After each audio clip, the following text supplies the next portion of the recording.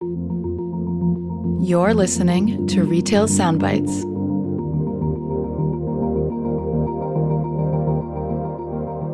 Hello, everyone, and welcome to the Kantar Retail Soundbites podcast for the week of October 6th. I'm Barry Thomas, our senior global thought leader, serving clients on global commerce, marketing, and future tense topics. Thank you so much for tuning in, and joining us on every show is my pod partner, Rachel Dalton. Hi, everyone. I'm Rachel Dalton, Head of Retail Insights for the Americas here at Kantar. Our podcast is intended to share knowledge and insights on both North America and international retail and restaurant verticals. We kick off each podcast with the news and notes section to share innovative and impactful stories from the past 2 weeks. And then we introduce our Kantar experts or guest speakers to share insights on critical topics in commerce today. Today, we're very pleased to welcome our colleagues, Leigh O'Donnell and Julie Craig, who lead up our shopper and category insights teams. But first, back over to you, Barry, to kick us off with our news and notes. Glad to do it, Rachel. Just a quick highlight on the weekend, just three quick updates. One, the pool in the South is still open down here in Atlanta, Georgia. I'm jealous. It's my favorite thing to do is swim, so that's awesome. Well, it's kind of even down here, it's kind of wrapping up. So we were in it this weekend, and it's a bit chilly. I think we're gonna, we may warm it up a little bit, but I think this will be the last month. So I think you can close your pool or whatever, after October. At least that's kind of what we're seeing is sort of new to that. Number two, Rachel, golfing with my son Logan is so much fun. We golfed Sunday like we normally do. And what's so funny, Rachel, is he'll get off so much further ahead than me, like maybe 60 yards, 70 yards. He's so big and strong.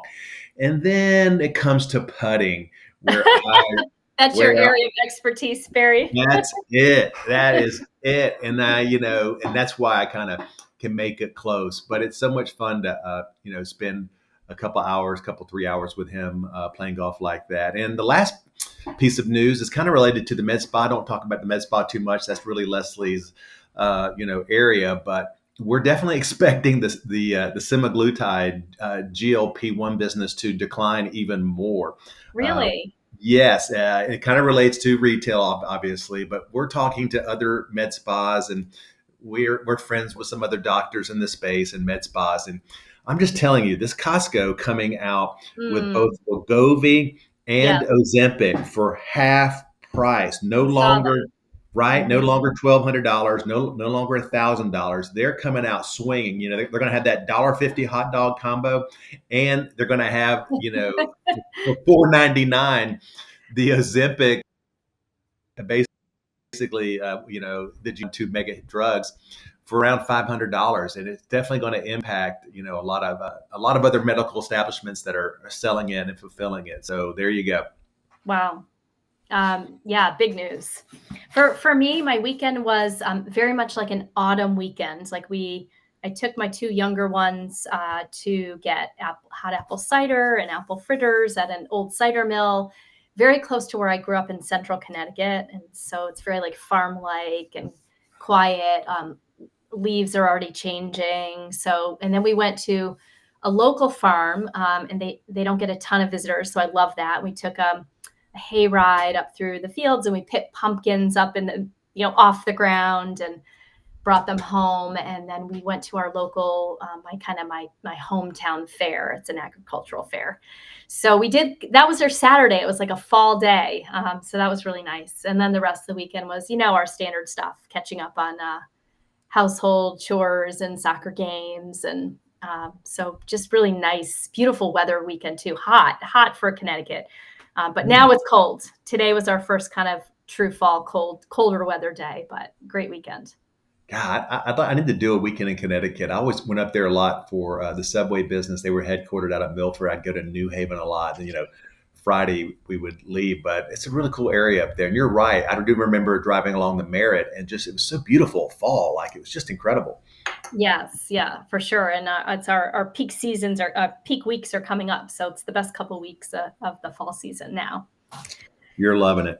All right, Rachel, I'm going to kick us off with our six-pack news of notes. I'm coming out swinging with this story, Rachel. I mean, this is causing like grief. I have to actually talk to somebody I have talked with a person, a good friend of mine that lives in Paris, and it is like, wow, people are not happy. It seems like fast fashion giant Shein is Mm. opening up a shop, like a physical store in the historic, Paris shopping building, sparking absolute outrage. This has been covered by numerous major publications throughout Europe and in Paris. I actually posted a YouTube video on this that had a lot of hits. So basically, fast fashion brands are expressing shock after learning that fast fashion Shein has decided to set up a shop in like this historic high-end, Parisian department store. And the Chinese giant will set up the shop in BHV. Basically, is this high-end mall, prompting some retailers to say they will leave the department store altogether.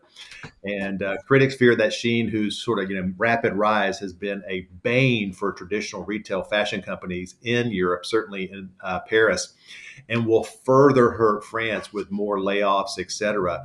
And just the fact that they're kind of building this with those ultra competitive and rather cheap material, you know, soft line goods is a real problem over there for many consumers, especially given just the business model and how it's not exactly sustainable for the environment. But it's a big story over there, Rachel. I've just Yeah, wow. I can see that. And it's like the opposite ends of the spectrum. French, high fashion, very, very specific and meaningful. And then Shein is just, so much apparel at these ultra low prices. It's sort of the very much opposite ends of the spectrum. So I can see why that's a bit of a hullabaloo over in Paris. It is. And last thing I'd say, I've seen different studies that show at least half of all merchandise purchased from Shein ends up in the ocean or a landfill. Think about that. Yeah, yeah. I don't like hearing that, but definitely has popularity. Those low prices are really hard to put aside at times, especially if you see something that looks really cool. But yeah, it's a very kind of interesting problem right now for the community in Paris and designers and just fashion overall. But yeah, I'm There you wondering go. if I'm sure there's going to be more articles coming out on that. It'd be Oh, yes. interesting. So my first piece of news is out of the New York Times. I found this super interesting. That Walmart purchased an actual operating mall that's running today. It has 120 tenants. It's in Monroeville, Pennsylvania. That's on the western side of the state. They purchased it for 34 million US dollars. And really, it's just highlighting a potential new real estate strategy for Walmart and just a whole new kind of ecosystem, incremental business for them. They started alluding to a new real estate strategy back in 2018, and I think this coming to fruition. But essentially, Walmart bought this mall. They're going to tear it down, and they're going to rebuild a multi-use center that's going to be completed in 2029. So it's still a bit far away, but they've asked the current tenants to leave the premises by spring of 2027. And then there was other things in the article that talked about, one of the tenants there and some of the struggles, just money left on the table, a lot of cost for them to go somewhere else and start somewhere else. So that was another kind of interesting piece of the article. But it also talked about what this center could be. And, it alluded to the fact that it might become an open air retail space where they'll have a Walmart and a Sam's Club, potentially other shops, restaurants, maybe a skating rink. Maybe some housing, other childcare facilities, healthcare centers, a really interesting kind of open air like center that really brings development into Monroeville. And obviously a big opportunity for Walmart to build its ecosystem with incremental revenue, covering all of these kind of different new spaces that the place could build and generate. So just super interesting. And it makes me think, what other retailers may be doing in response to this. Well, I think if anybody's going to bring innovation and disruption to malls, at least two big retailers are Walmart or Amazon. They both Mhm. seem to be doing some Yeah. interesting work in the space. And why can't Walmart be the anchor for a mall, Rachel? Why not? Yeah, you're right. Totally could be. So we'll have to keep an eye on that. I'd love to see Mhm. some of the imagery coming back with sort of the design section and the functionality of that. So I love that story. All right. Speaking of shopping, I'm going to go to a story out of Modern Retail. We like those folks a lot. They had a really great story on TikTok, which Hmm. is talking to brands like it's a grocer now. And so I posted this on LinkedIn, and there's sort of 5 call outs here that TikTok is sort of playing the role with respect to shopping. You got to remember they're so important. There's 170 million users in America that are on the platform. So just quickly, one, TikTok is positioning itself like a virtual grocer for brands. We hear this all the time with challenger brands who, they start off on TikTok. Often the conversion ends on their, your direct to consumer site or Amazon. So we know that's valid. Number 2, the platform doubles as a fast feedback loop for product innovation. We all know that. We see that with lots of different CPG innovations. So check the box. Number 3, TikTok acts as an early consumer trend and insights engine. We hear this so often, especially for folks working in human insights, et cetera. Number 4, TikTok shop growth is becoming sort of a major omni-channel lever in the context of experience and discovery, especially with discovery with Gen Z. And then 5th, TikTok is disrupting retail media and challenger retail ad networks. And they just announced today where TikTok has signed a really impressive deal. Think about that. So you can target off platform from Instacart using the TikTok data feeds and really target those users that you want. There's much more to this partnership, but every day it seems like they become more critical to shopping and certainly grocers. Oh, for sure. And yeah, I mean, you really can't separate social media and social commerce any longer from just that greater commerce landscape and retailers. And especially with younger generations, most of, those new ideas that you're getting of things you want to buy, so much of it is coming from TikTok and just social media in general. So yeah, that's great article, Barry. Thank you. So I have next out of Modern Retail also. We love Modern Retail. I have so it's on Retail Media Networks, which is certainly a passion project, and we're just about to launch a big study we did on retailers and brands in the space of retail media, just to understand kind of what's the future of retail media. Is it really the next big thing since sliced bread, and what does that mean? And so this article caught my eye, and basically it's talking about many of the country's largest grocers like Kroger, Albertsons, Ahold Delhaize are reorganizing to bring their retail and advertising businesses closer together. So this past summer, for example, Kroger integrated 8451, which is its consumer insights group, with its loyalty marketing and retail media team, which is Kroger Precision Marketing, into one organization, which they call Kroger Precision Marketing, powered by 8451. So that's one example. Albertsons also has integrated its digital experiences, marketing, and loyalty teams with its retail media business under its chief commercial officer. Ahold Delhaize merged its digital marketing team with its retail media team. I think they did that last year, but now its digital marketing team is part of that overall organization. So basically the idea, and some of this we got to in our study as well, is that when you have the separation of the retail and the marketing side and the merchandising side, how can you ever create kind of that 1 + 1 = 3 scenario? Because they really need to be integrated, especially in a world where there's such a huge growth opportunity for RMN and omnichannel. So anyway, super interesting. Definitely caught my eye. Well, I think pretty soon we're going to have a special segment with you, maybe giving the headlines from the Kantar retail media study. Don't want to hype that up too much, but I'm certainly looking forward to that, Rachel. No pressure. A couple weeks away, so super thrilled.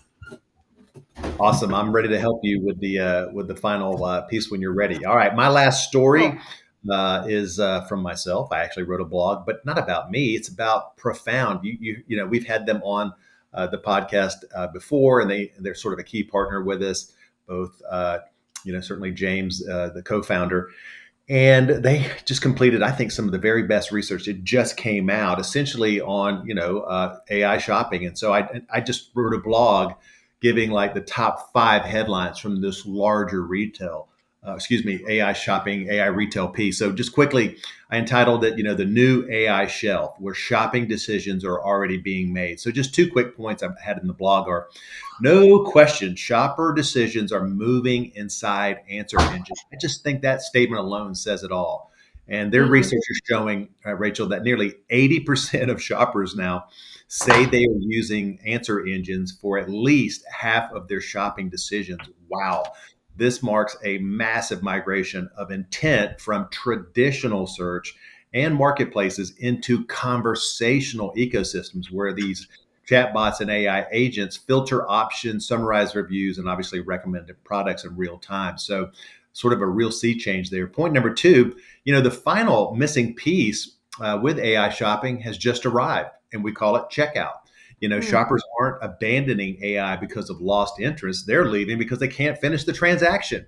mm. In the study, around 15% of users said they were ready to buy, but couldn't check out, while others wanted live pricing or verified reviews. But this gap, I think, has just been closed with the arrival of ChatGPT's agentic checkout. And so these answer engines are evolving from advisors now, obviously, to full commerce platforms, as checkouts, reviews, and pricing feeds are now integrating directly into these systems real time. So the purchase, really the entire purchase journey, can now stay inside the AI environment. And what does all that mean? It just Yeah. means you move to being AI visible, and you kind of move to what's called metadata marketing. And it's just a fascinating time in commerce and in marketing with everything that's happening with AI and just, these answer engines, Rachel. Yeah, I feel like it's we're in a period now where this is one of the biggest transformational changes that we've experienced. And I feel like there's so much more to come. And every day you're reading about something new and a new development. This is another example of that, but it's just super fascinating. Well, there you go. So I'm just going to finish this up with an article out of Retail Touchpoints, another one on that retail media side, although this is commerce media and it's MasterCard, and it's about MasterCard's launch of its first big digital media network, which is called MasterCard Commerce Media. And it's pretty cool because it's built, MasterCard built this off an existing customer base of 25,000 advertisers and 500 million customers. And they have insights based on an estimated 160 billion transactions even last year alone. So the benefit for advertisers is that MasterCard can really just personalize content based on past purchasing with all of that data, and also current purchasing signals. So it can offer attribution, incrementality, and basically an overall clearer view into performance. There's other payment platforms like Chase Bank, Klarna, PayPal. They have commerce media solutions as well. One of the other things in the article that it talked about is MasterCard is leaning into partnerships like with WPP, for example. So it can be, right in front of brands and buyers in that traditional media space. It also has a partnership with Microsoft. So that will bring opportunities with Copilot Studio to have a more connected experience, whether it's via a human or an AI agent. In the future, MasterCard plans to enter new channels like POS, digital wallets. They're looking to expand into new markets. So a lot of new opportunity with this new media platform. It's just everywhere, Rachel. Commerce media, retail media is just one sector. I mean, think about it. Marriott now doing this, Hilton, Mm, for sure. Uber at almost $1 billion. And now something we've been yes. approached with our little small business, our physician media networks. What? Oh, Yeah, really? Interesting. absolutely. You may Yeah. be seeing a new Yeah, screen in your physician's office, because what do we all do in the physician's office? it's We wait, totally true. You're right? right. And so Yeah. it's moving there. We may be tapping into that a bit. So yes, commerce media is alive and well and here. Yeah. All right, Barry. Well, I'm super excited to welcome our colleagues and friends, Leigh O'Donnell and Julie Craig, to our podcast. Uh, Both Leigh and Julie, our audience may know from previous podcasts that they have joined us on. But as a reminder, Leigh O'Donnell is the head of Shopper and Category Insights. And Leigh is a pioneer in shopper and consumer research. She creates rich data and story-driven solutions to guide action for our clients at Kantar. She provides research and thought leadership to multinational brands, retailer, and agency clients, including Kantar's long-running shopping attitudes tracker, which is called Shopperscape. Leigh is focused on driving insights and consulting across many of the critical questions in commerce today, things such as evolution of shopping behavior, category disruption at retail, and the massive impact of GLP-1 usage that has had on brands and retailers. Prior to Kantar, Leigh held insights and analytics leadership roles at top consumer brands, including Mars Pet Care, Mars Wrigley, Kirkland's Home, and Blue Cross Blue Shield. Leigh has studied at both Lawrenceville University and University of Chicago, and currently she and her family live in Nashville, Tennessee. We also have Julie Craig, who has been on our Shopper Corner many times in the past. Julie is the VP of Shopper Insights at Kantar, and she has extensive experience in Shopper Insights, having worked on the client side in consumer electronics, consumer healthcare, and QSR. She's partnered with a variety of retailers and manufacturers on turning insights into actions that grow categories and build brands. Julie holds a bachelor's degree in economics from Smith College and an MBA in marketing and decision support analysis from Indiana University's Kelley School of Business. So Julie and Leigh, so excited to have you both back on the podcast, and welcome. Great, Barry. Well, very excited to have our very own colleagues and friends on our podcast today. We have Leigh O'Donnell back and Julie Craig back, both familiar with our audiences across the last several years of doing pods together. So welcome, Leigh and Julie. We're really excited to have you because you both were recently in the industry talking at featured speakers at a variety of different industry events. So today we're here to get kind of the scoop from you as to what you're hearing out in the industry. And so welcome both of you back to the podcast. Great. Thanks, Rachel. It's exciting to be back. Always a fun time with our internal gang. Industry scoop. Here we go, Rachel. I love it. Well, Julie, you were at two recent conferences, Shoptalk Fall and Velocity, and Leigh was at Groceryshop, all within the last several weeks. So, and both of you were featured speakers. So I think, love to just kick the podcast off and just ask you both, like, what were the topics you spoke about, and what were some of the reactions that you got from the industry listening in? And maybe Julie, will kick off with you. Sure. Yeah. So I was at two different industry events. One was Shoptalk Fall, as you said, which was a really broad spectrum of clients across multiple aspects of the retail landscape. We had a lot of conversations with apparel brands and beauty brands and all types of different retail situations, lots of DTC, lots of startups, lots of conversation around AI and tariffs, of course, to be expected, and lots of talk about experience, value. But my topics were that really did kind of the same thing at a couple different places. But I talked about some of our recent Winning with Latinos work, where we combined forces with our friends on the Monitor business to really get a nice deep understanding of what is driving Latinos to make different choices when it comes to where they're shopping and how they're shopping. So I was previewing a little bit of that data at Shoptalk, and then partnered with some, again, our friends at Monitor, and then also some folks from the industry. So was on a panel with Adrian Polito from the Monitor team, Ana Valdez from the Latino Donor Collaborative, and Jessica Bird from IKEA, and had a great conversation about the importance of really focusing on Latino Hispanic shoppers and thinking about that from a ground up perspective. It's not enough just to translate your ads into Spanish. You really have to take in everything that's important to that consumer. So that's what I did. And then Leigh was at Groceryshop. I was. So Shoptalk and Groceryshop are kind of sister events in some ways, but not twins. So what's exciting about Shoptalk is that it's got this very sort of front foot group of folks, whereas Groceryshop has more of a core grocery gang. So that was really exciting. Last year, some really fabulous experts were at Groceryshop, including, I think, both you and Rachel and Barry, both of you. Yeah. So we were excited to get asked back to share the stage and to speak on GLP-1, which, as we had all observed, was notably absent from the grocery shop stage last year.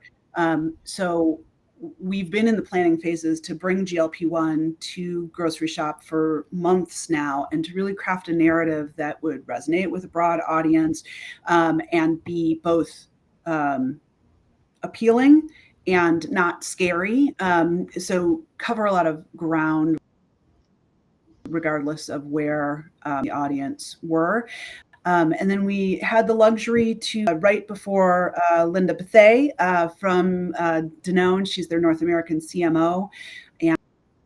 And we have really enjoyed working with them prior to this event. So it was nice to really sort of recap both where the research is going and how Danone has taken some of what Kantar's had to say and put it into practice. So that was great. So maybe just Leigh, just staying with Grocery Shop, what would you say were the top three like topics that people were talking about that seemed to kind of get the most oxygen? I would hope modern health and GLP-1 would be one, but was it?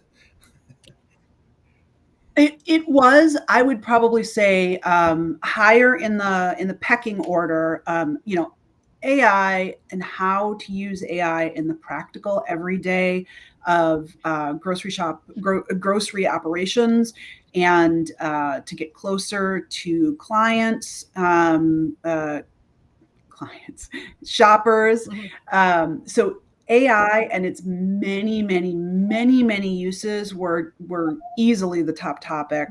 Certainly out on the show floor, there wasn't a booth out there that wasn't showing or showcasing how they are planning to use AI. And some of the things that I saw were like, oh, awesome, they figured out how to do that. That is brilliant. An example is there's a company that has a camera, like almost like a GoPro style camera, and it passively collects like audit and in-stock conditions and like feeds it back into centralized computers to like, so, you don't have to, like, back in the day, if you wanted an audit, there was a guy like with a pencil, right? Like making tally marks about facings. Now it just comes in. You don't even have to spend an extra piece of labor in order to get that done. So AI was easily the top topic. But the second thing, if there was a discrete second thing, is retail media networks, right? Like it could, that's a hot topic for us here as well, thanks to Rachel and the work that her team is doing. But retailer media networks, just as we've learned in our recent research, the diversity of who's involved in the game and the ask in terms of how you can use that money effectively, like how do you choicefully spend into retailer media networks, was on everybody's lips. And they had basically an entire stage just devoted to RMNs and how to do it well. So it was exciting to see that in action. And then, yes, third, modern health, and GLP-1 nested within it. But as you know, Barry, because we talk about it a lot, that topic is really broadening into a bunch of different directions. So fun to talk about that. Julie, what about you? What were some of the big topics, I guess, when you were walking the show floor beyond your presentation that you heard about?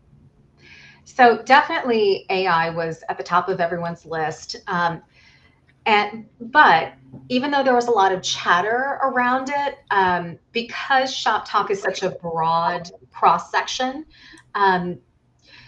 people were really just starting to get their feet wet. So when I was at Velocity, there was a lot more energy behind the whole AI conversation. That was much more of a, like, let's lean in, let's really understand it. Let's, think about how to put it into practice. Shoptalk was, I think, really kind of getting brands started. So that was a little surprising. Where I really heard the most conversation, though, and this was the focus of almost every main stage keynote, was on retail experience. So creating both digital and physical experiences that shoppers love. So that was definitely the number one thing that we heard a lot of, is just kind of different ideas and different ways that different brands and retailers were partnering to bring experience to the forefront, how to create memorable experiences. And there was a lot of conversation around, even with all the, the turmoil and tumult in the world that we all talk about, how do we infuse joy into the retail experience? And we heard this again at Velocity. So that, I thought that was really interesting and really telling, that there's this focus on developing more emotive and emotionally resonant retail experiences. So that was interesting, especially from an insights perspective. We love to hear that. We love to hear that there's conversation and kind of that intent to really focus in on delivering things that clients need. And then, like I said, so that was the focus at Shoptalk. At Velocity, and Velocity is a new event for us, and it's a new event overall. So it had been, it was an offshoot of a different conference, and it was really all geared towards elevating the way that we think about the Hispanic and Latino community. So that was the topic of the conference at large. Which was really interesting for me to be a part of and to hear from. Kantar had a really big presence there. We talked to a lot of people in a lot of different ways. AI, definitely number one. And second was really understanding kind of the way that Latino shoppers are spending and saving. So there was a lot of conversation around, yes, you've got to be like top of your AI game. But second, you also have to really, really understand the shopper. What is that pool of money that they have to work with? Where are they more challenged? Where are they not? So on the shopper insight side, as Leigh knows, we do a lot of that work to try to understand, spending, saving, making choices, the whole value equation. So that it was nice to hear that really come through at that conference. So lots of conversations, but I think kind of the common thread is AI, and then again that experience.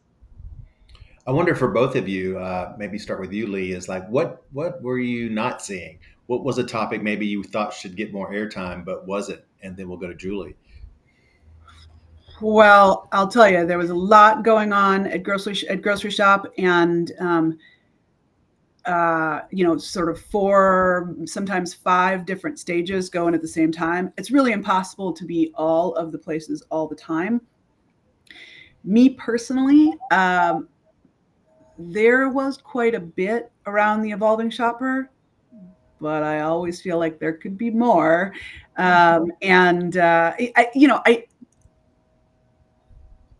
Where we live, it's always about who's showing up at your store and how to make it ideal for them.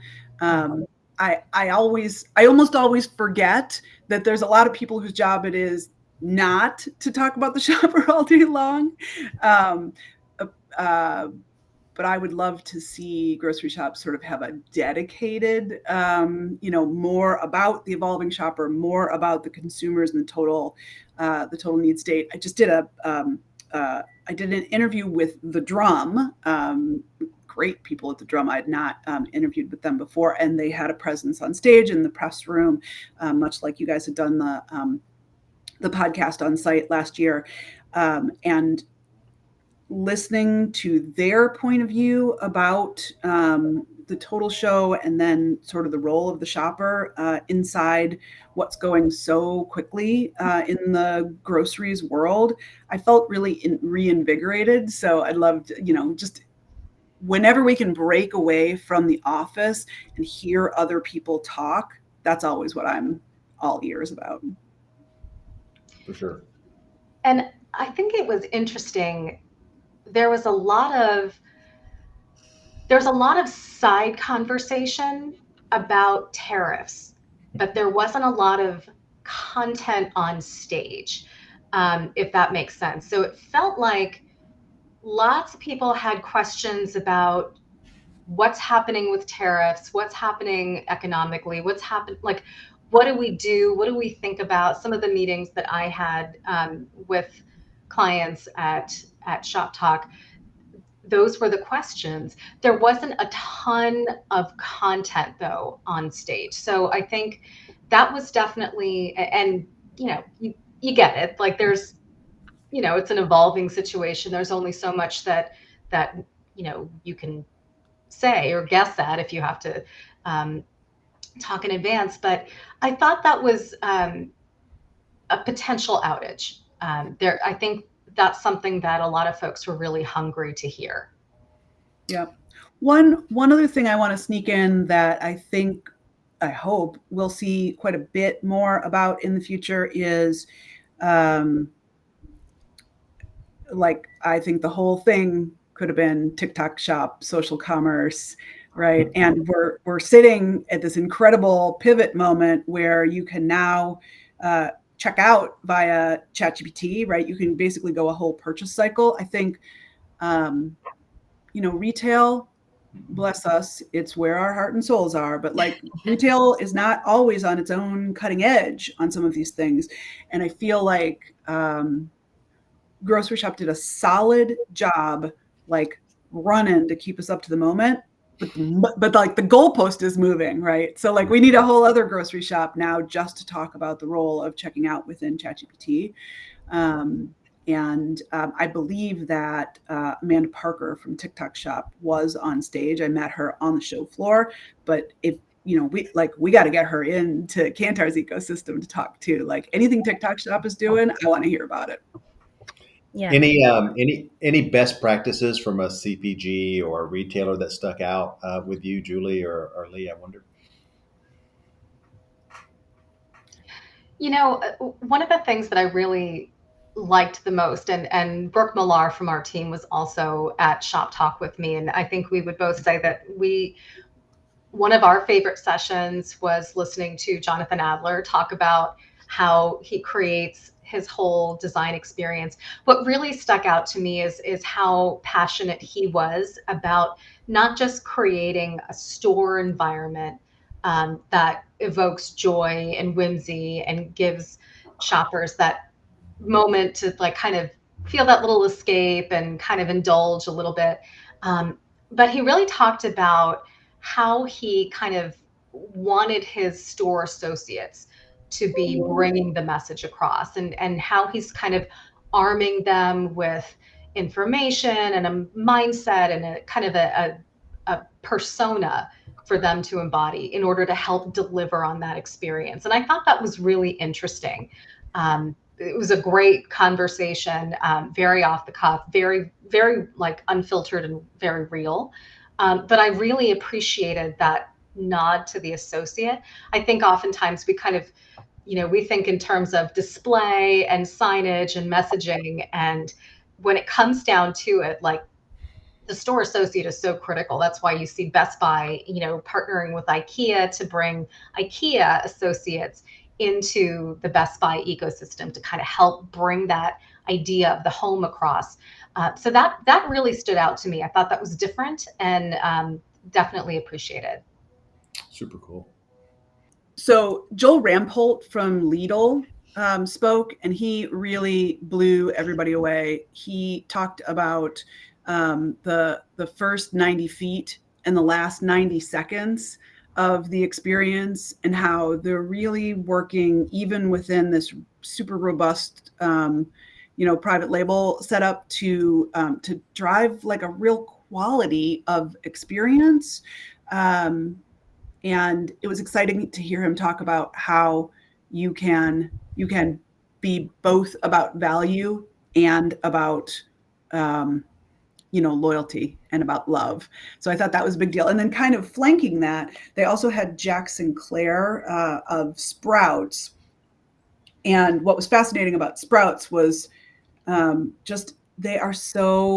is so focused on curating the product set, the experience. They bring in, I think they said 40 to 60 new products a month, right? To just, surprise and delight. And the thing that really blew me away from Jack Sinclair from Sprouts was they're like, look, we don't need to be people's retailer of choice. We don't need to be the full basket. That is not what we are trying to do. We're trying to get like a couple more points of spend from these really high quality fill-in trips that we're getting from people. And that is great for us. Like, we're not looking to be on every street corner. We're not looking to replace Kroger.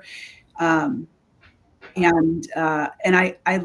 loved it, right? Like, I've never heard a retailer say that they're so focused on just making sure that they surprise and delight. The other thing that I thought was super interesting is they talked a lot about Sprouties, their employees, and how they try to, they are growing in terms of footprint and stores, and they're like, but we won't do that at the expense of making sure that we get these really great advocates who are like highly trained, like little sommeliers in like the produce section. I thought it was fascinating. The other thing I'll add from Velocity, the one thing that really stood out to me, there was a great presentation by Stephen Wolf Pereira from Symmetry, and it was around kind of the evolution of AI and kind of like looking at it from a shopper perspective and a company perspective and a retailer perspective. But one of the things he said is he had this great visual that looked at where we are on the evolution curve for AI and said, think about the smartest person ever. Probably an IQ in the upper hundreds, maybe. He said AI is right now at about 150 IQ points. Within the next 5 years, it'll be up around the 300s, 500s. AI is getting so smart, and oftentimes like the retailers and the manufacturers can't think that far ahead. So he really challenged us to expand the way we're thinking about AI and what it can do, and the way that shoppers are going to be using it from an agentic perspective, from what comes after that. And so it was really kind of a call to action that I think got everyone kind of sitting forward. And this is if we're not embedding AI into everything that we do and thinking about what that means for the retail of the future, then we're missing the mark and we're going to get left behind. So I thought that was really powerful. Love that. Rachel, we probably have time for one more. What are you going to ask? I think I'd just like to know, like, out of everything you heard, like, what really stuck with you as something you're like, wow, I need to go follow up and learn more about XYZ topic. Anything that stood out to you as, or something you're already passionate about that you're like, yes, this jazzes me even more. Go ahead, Leigh. Oh, you go first. Well, I will say this. I loved seeing Whole Foods on the first day at Groceryshop and Sam's Club on the back of it. And this is going to fall into the I love it and I stand by it versus like Yeah. super new to me. But the woman from Whole Foods, her name escapes me. She was fabulous though. Sonia something. She was talking about how they have people in charge of foraging, right? Yeah. Like they're really like Whole Foods is always going to be on the cutting edge of making it a vibe. Mm-hmm. And they talked about this idea that it's really like a safe space for people who are discovering and enjoying. And I just loved that so much that a couple of days later, when I saw Sam's Club on stage talking about how their trifecta is, the Walmart technology backbone, plus their, maverick attitude, plus being able to know 100% of what their shoppers and users are doing because they've got that, everything that's inside the guise of the club card. I was like, we just have the ability to have such a great conversation with our shoppers, right? Like, whoever's going to Whole Foods, whoever's going to Sam's Club, like they are going to love it because the experience is going to be curated for them and they're going to get products that just knock their socks off. And like, nobody expected that this is what grocery was going to be like back in the 1950s when you just took whatever boring product was there on the shelf. Like, I love that we're trying to meet people where they're at, because there's never been a better time. Awesome. Awesome. Julie, anything for you? So it was a nice moment for me. One of the first sessions I saw at Shoptalk was around expanding the physical retail experience. And I'm such a retail design junkie. I have such like passion for it. I love seeing companies come up with something new. And one of the retailers I've been following for a while is Camp, and they have a couple of stores in the Northeast, but they have they're planning a lot of expansion. And they said the key to their growth really amongst millennial parents, because what they sell not just toys and kids apparel, but they really sell experience. And they got there by just listening intensively to their shopper and understanding what it is that the parent needs and what the child needs. What the parent needs is to feel good about the way their child is spending their time. They want the socialization, they want all of that. So they kind of turned Camp from a retail first environment into an experience first environment where kids come in to play, end up taking the toys home with them. And they said that their model has almost flipped to the point where they're pulling in so much revenue just from selling timed entry tickets to the store, that it's like they're still selling from a retail merchandise perspective, but they're selling the experience first. And that's what's really allowing them to grow. And they're so passionate about listening to the children and giving them a voice and making sure that, any color of slime you want, they've got it. And anything, really, they've got it. But then also trying to think about what's next to keep kids entertained and learning. So I thought that was fantastic and loved that shopper session. Love it. All right. Well, fantastic. This has been a great discussion. I'm hearing a lot on AI. I'm hearing a lot on retail media, a lot on shopper experience. And Leigh, I think you had something else you wanted to add. I was going to sneak in one moment of gratitude to Ben Miller and Roquan and the Hive team who invited us to come out. They worked with us on helping to curate what the different sessions were about, and I just thought they were a super classy organization. So I think it's likely Kantar will come back and share some more learning as we go along. But that was just a fun group to get asked to come and represent. Awesome. Yeah. And thank you guys too for being here, and always great talking to you. And we'll see you on the next one. Thanks, ladies. Yeah. Our gratitude to you too as well. Have a great afternoon. All right. Barry, what an awesome conversation. I really like to always hear kind of what's happening out on the street and in the industry. And these were shows, Shoptalk and Groceryshop, that I was not able to get to this year. Hopefully next year. So it was really good to hear firsthand from both Leigh and Julie. So here's our top 5.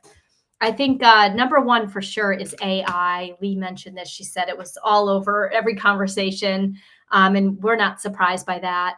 Leigh talked about just the show floor and the different innovation areas, had tons of AI fueled transformation, as Leigh says. And just she talked about even in her blog, which we'll post here to this podcast, that it's very difficult to overstate the importance of digital and AI to the next 10 years of retail, and really even the next year to 2 years. So much is happening so quickly in the space. So AI is definitely one of the top takeaways from the industry shows. Number 2, and Leigh references at Groceryshop in particular, tons of stuff on retail media networks. As I mentioned earlier, a topic that I love and that we're doing a lot of research in. And there's so much happening between brands and retailers in terms of what's next, what's happening from an omnichannel lens for retail media networks, and sort of where investment is going to go in the future. So there's tons to unpack there. Number 3, definitely I would say, is the importance of creating experiences that are positive and joyful in store. Julie talks in her blog on her Shoptalk experience that, experience is the new currency. So retailers talking about using entertainment as a strategy, talking about retail itself as a theater, and just the omnichannel experiences for shoppers. So all of this, of course, linked into digital, and connecting the digital and the store are key when it comes to omnichannel experiences. I'd say number 4, health and wellness, but in particular GLP-1, which was Leigh's topic at Groceryshop, and a topic that she's done a ton of research on. GLP-1 drugs, as Leigh talks about in her blog, are projected to be a part of the lives of as many as 20% of U.S. adults within the next 10 years. So there's a lot of conversation there in terms of better for you options, and with food manufacturers. Leigh referenced her conversation with Danone. And that's really something that's really changing the game, especially for food and beverage companies in particular. And then last but not least, I think connected to some of what we've already been talking about is just the importance of omnichannel. So, Leigh talks about from Groceryshop how omnichannel wins when it's built on shopper knowledge. And she has a variety of different examples that she experienced with retailers like Sam's Club, for example, which is innovating pretty substantially in the omnichannel space. And just as Julie mentioned, with driving up shopper experiences, that omnichannel piece is really key to ensuring everything is connecting from your communications to your products and what you stand for as a brand, whether you're in store or online. All right. Well, that brings us to the end of this episode. Thank you so much to Leigh and Julie for joining our discussion today. We hope you enjoyed our show. And as always, thanks for listening to the Kantar Retail Soundbites podcast. And we'd love a rating and review from you, or however you're listening to the podcast. And you can always reach out to Rachel and I on LinkedIn. A special thank you to Victoria for producing and marketing our podcast. And with that, thank you, and we'll see you in 2